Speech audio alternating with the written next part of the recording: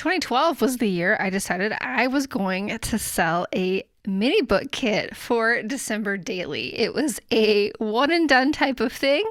And if you are one of the purchasers of those, I appreciate that you are still around.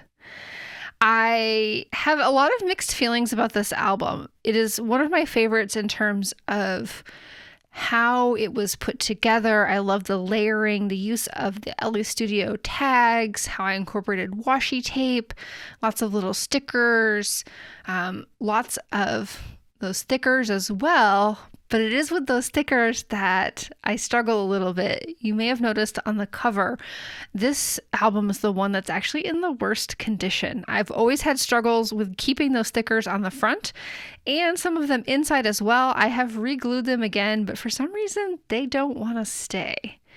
I think some of the issue comes from the washi tape as well that I used on the cover.